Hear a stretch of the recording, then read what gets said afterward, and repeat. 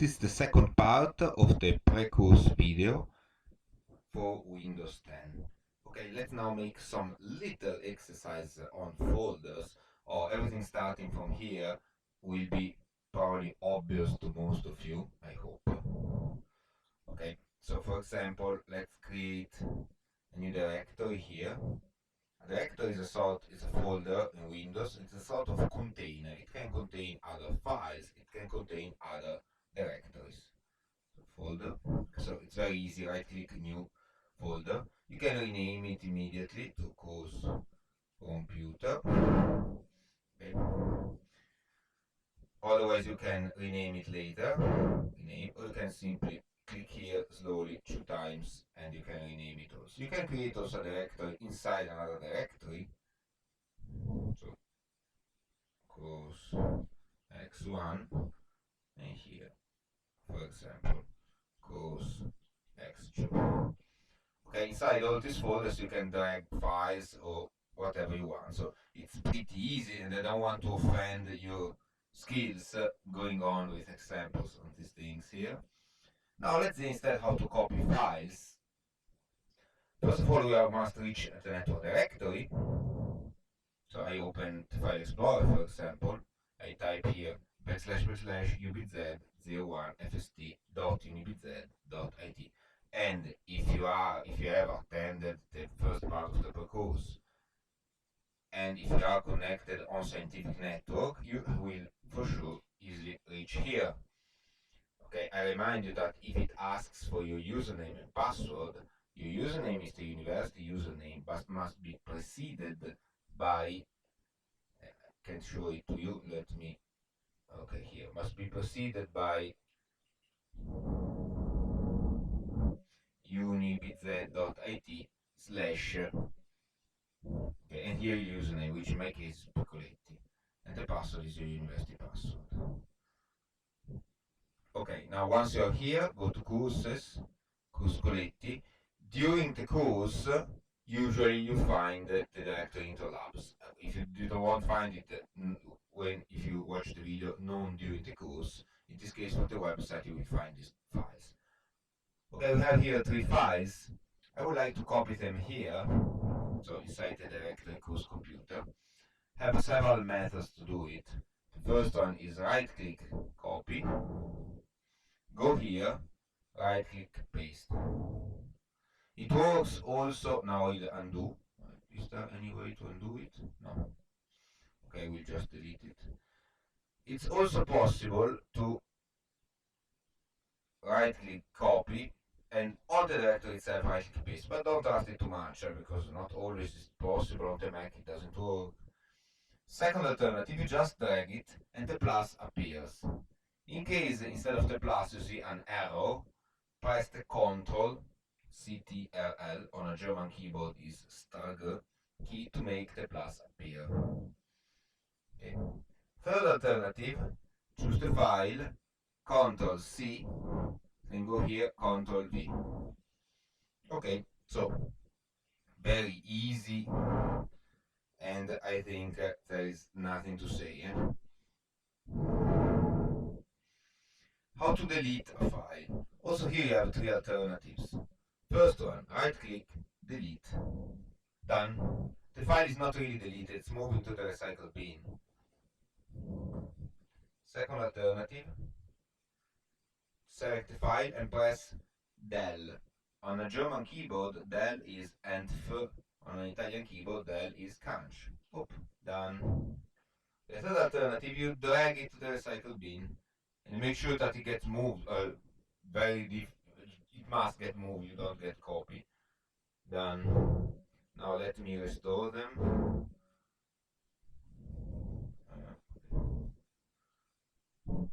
Okay.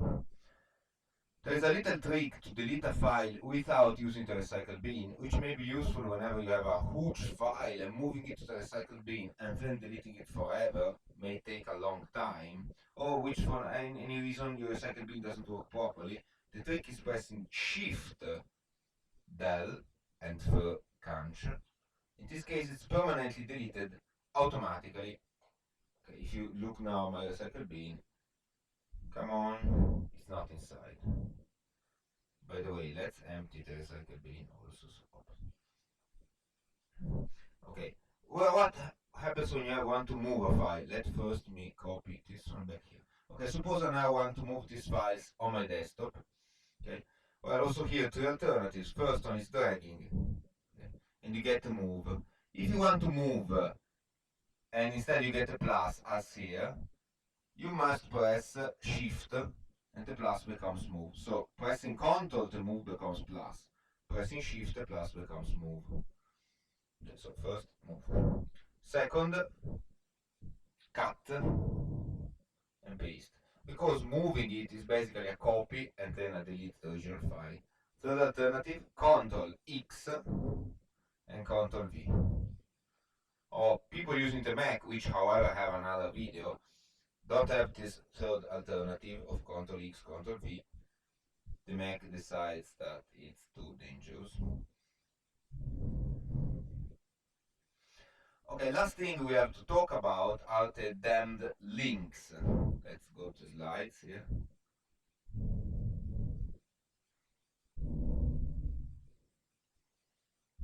Deleting file, moving a file, links. What is a link? A link is not a real file, but only the shortcut to a file or to a folder. It basically contains the address of the file, so it tells you or the operating system where the file is. They are identified by an arrow, this one, on the left bottom corner of the icon. Okay. Well, Windows also provides shortcut, but you can rename it and remove shortcut, so this could be text file. Mac identifies them with an arrow, but the arrow is even smaller and it's difficult to see. Okay. However, beware that this is not a real file, it's the address of the file.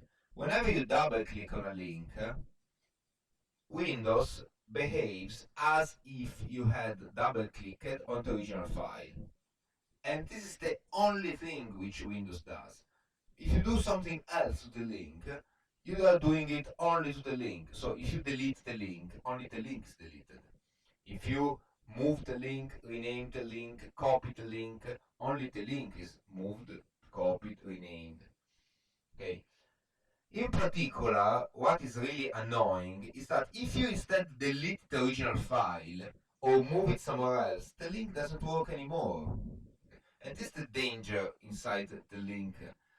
So, and this is why I suggest you to avoid using them unless you are proficient with them. So I feel to be proficient and so I use link regularly. But I know very well that if the original file gets moved somewhere else, or it's on another disk, and that disk is detached, removed from my system, the link won't work anymore. Why do I insist so much? Because it happens frequently, it used to happen frequently, that at the end of the exam, student, instead of making a copy of the file on the network folder, made a link to the file on the network folder. When I have to correct the files, I got only the link, and there was no way for me to correct it because the link contained the address, but the file was on another disk on which I don't have access. So let's see how to create a link. I teach you how to create it just so you can avoid creating them. Okay. So very easy. Right click, create shortcut. And now this is the link to the original file. Okay. If for any reason the original file gets trashed, for example, I can double click. Windows is searching for a second, but doesn't find it. Okay. Usually I can rename it. Now it looks like the original file, even though the original file is in the trash bin now. Okay, another way to create a link is to copy it to another directory. Let me open the other directory. Copy to another directory, pressing Ctrl and Shift. Now suppose that these two directories, or these two directories are on suppose that these two directories were on different disks. If I don't have access to this disk, I can click as much as I want on this one, but I won't be able to reach the other one. Okay, and so here the warnings. Folders. Well, the operation on folders are identical to the operations on files, really identical. You have just to remember that whatever you do to a folder, you're doing also to all the files inside. Or better, if you copy, move, or delete a folder, you're also copying, moving, or deleting all the files inside. In particular, copying. Clearly, if you rename a folder, you're not renaming all the files inside. So when you copy, move, and delete folders, you do the same. The same destiny applies to all the files inside. This is pretty easy and I think obvious. How to select a group of files? Sometimes you have to do the same operation to an entire group of files. Let me gather here a group. Okay. The best way to select them is with a mouse like this. Select. Okay, now you can do the operation to all the two files and a directory. Okay.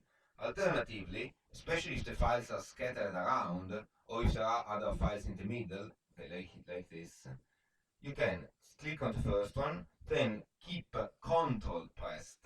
So now keeping Ctrl pressed, I click on the second one and click on the third one. So if you keep Ctrl pressed, you're able to select multiple files, even though the files are far away. Another convenient thing, when the file, let me now copy some files inside here. Copy. Okay. Another convenient thing, supposing that you want to select, for example, a list of files. Suppose I want to select everything from course x2 to space delimited. Well, doing with the mouse is possible, but it's not easy. Imagine I have a list, for example, of 2000 files. Well, in this case, I can just select the first one, go to the last one. If the list is long, I can scroll, keep Shift pressed, Shift, and click on the last one, and poof, and magically all the ones in the middle are selected. If for any reason there is a file in the middle which you don't want to select, just press Ctrl and unselect them. So with Ctrl you can also unselect the files. It's a very handy operation whenever you have to deal with a lot of files. And now we arrive to compressing. Well, to compress in Windows, I suggest you to install a decent compression program. With decent, I mean 7-zip.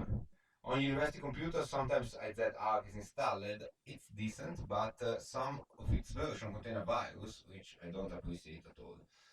Okay. Also, Windows is able to properly compress and uncompress, but cannot do it very efficiently. So I suggest an external compression file. Let's see, I have things inside this directory.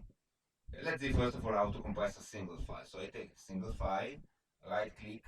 Oh, I have 7-zip installed here, wonderful. So 7-zip, and you can choose add to x1 first.zip. It will be poof immediately. Here it is. Create the zip file. If the icon that you have on your computer is not the same, don't worry. What can you do with the zip file? Well, you can double click on it.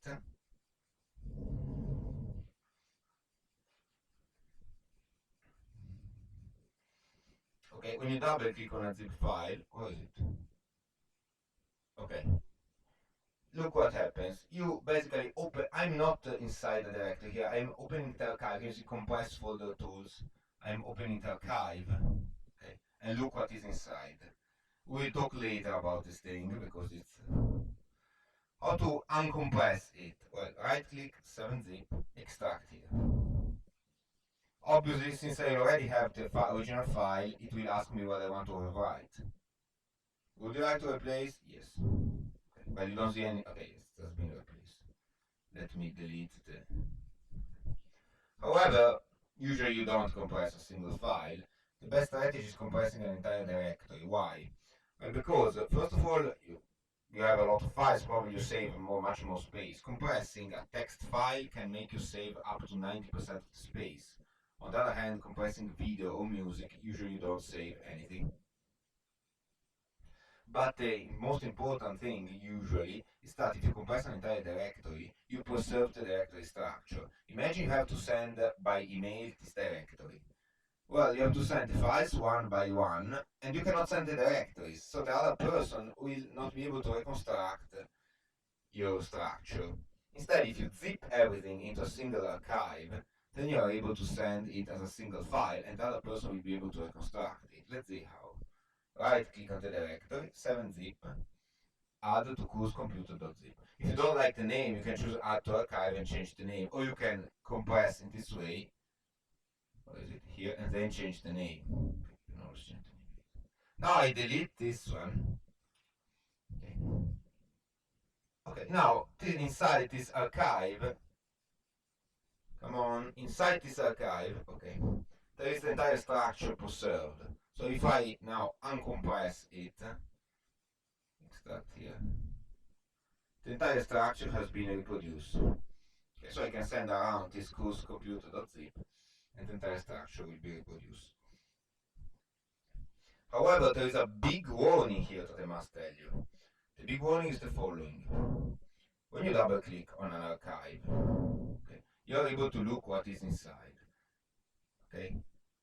Can you see now I can look, I can click, I can even double click on any file and the file will open. However, beware, because if the file is open, you do any modification to it, and then you choose file save, it will not be saved regularly. Or better, maybe it will be saved regularly, maybe it won't. Because you're not, no, I don't save it. Because you're not really inside Windows here, you are inside the compression program tool. So beware, whenever you have an archive, it's fine to open it in this way to take a look at what you have inside. It's also fine to look at the individual file inside, but don't try to modify them. If you want to modify them, the best choice is extracting everything, modifying them here, and then recompress everything. You can alternatively extract a single file. I'm extracting now. The symbol is copying, but I'm extracting it because I'm inside the compressed folders tool. Okay. Can I open it? Okay. Probably many of you opening it in this way, okay, which is very similar, however. Okay. So you can also extract a single file and then put it back into the archive, but I suggest you to extract the entire archive and then recompress it once you have modified the file. An interesting thing that you can do with compression program is compressing with password. This is a real encryption. It's encryption that I talked to you during the network course. Is the second type, the one which is only for you. So the one which uses a single key, the private and public key are the same. A key for encrypting and a key for decrypting is the same in this case. How to do it? Well, with 7-zip it's very easy, and also with ZArc. Right click, 7-zip. Don't choose this one, choose this one. Okay. Now, as archive format, always choose zip. Even though 7-zip starts to be widespread, if you choose 7Z, some people will complain that they're not able to open it. Choose zip, which is the default one. Just put a password, put it back, put it again. As encryption method, the best one is AES 256 because it's more widespread. Okay, so now just click OK. It will be compressed exactly as before, with the difference that during the compression it will be also be encrypted. Okay, now this is the file. It's encrypted. Now I delete this forever.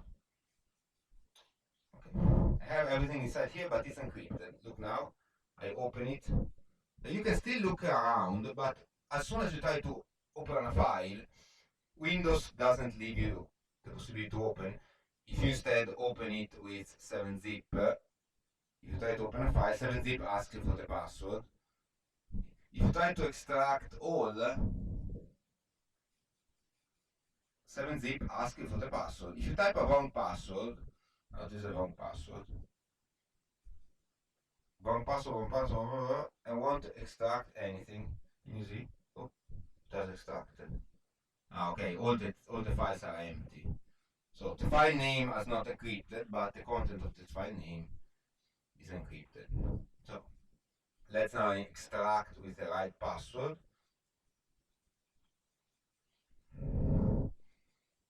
Okay, it's here, and let's see. Yes, I have everything. Okay, so it's possible to encrypt, or is it extracting encrypt? So it's possible to encrypt using a ZARC or 7-zip. And encryption is a real encryption. I mean, if you forget the password, the content is lost. Basically, you could ask for a software house to crack your archive. It will take probably years and a lot of money, obviously. So if you lose the password, probably the content is lost. Okay, let's go now to file permissions, the last slide of the Precourse. Windows uses file permissions to identify who can touch file. Okay, let's see how can you look at them. For example, let's see this file here. Right click, properties, security. Okay, this is the permissions. Currently, the people who have permission it are Paolo and me. The help desk, the system admin, and the administrator. The administrator is the administrator. It doesn't really exist. There's a password that some people know. It's somebody who can do everything. Also, the system admin, it's a group of users, so you can have single users or group of users, are all technicians, and help desk more or less correspond to the same people. Okay, can you see the difference is here? We'll talk later about the difference. And this is me. The file is mine, clearly. Let's see which are these permission. Read is the most basic one. You have the permission to look at the file. Look at the file includes also opening it, and especially includes also creating a copy, because if you look at it you can create a copy, which means that you can create a copy which is your own file now, and you can modify it. So don't believe that look does not mean modify. Look does not mean modify the original file, but you can create a copy, modify the copy. Modify, instead, you are able also to modify the original file, which includes deleting or modifying. If the file is a program, you may have read and execute. Well, in this case, the file is not a program, but there is read and execute anyway, but we wouldn't be able to execute, obviously. It's a txt. Okay. Write makes sense only for directories, even though it's present on each every file. If you have write permission on a directory, you can put files inside. And finally, full control means that you can give permission to other people, or revoke permission. I don't know whether you can revoke permission. Yes, also revoke permission to other people. For example, I have full control on this file here. I can edit a list of users, add a new users. Let's put my teaching assistant. Okay, okay, and here my teaching assistant. We can give him only read permission, apply. And now there is also my teaching assistant with only read permission. Obviously, it's pointless to give my teaching assistant read permission on this file, but he does not have read permission on my desktop. So he will never be able to know that there is a file here, because he cannot look at my desktop. Okay? So if you give permission, this permission makes sense only for network disks, like these ones. For example, on Course Coletti, I have read, modify, write permission, so I can do more or less whatever, and you have only read permission. Okay. On Scratch Echo, as we have seen last time, all of us have read and write permission. So modify no, because you cannot modify the directory itself. You have read and write permission means that you can look whatever is inside. You can put files, you can delete files, and on every file that you put, everybody has read and modify permission, and also execute. So if you put a program, maybe execute. Okay, let me delete this one, which is not meant to stay here. Okay, so now let's remove my teaching assistant from here. Oh, I can remove, edit, remove. Okay. Opposite authorization for the Mac are very different because it uses basically a Linux system, but you will see them in the Mac video if you have a Mac. Okay, the Precourse is over. If I can also stop the video.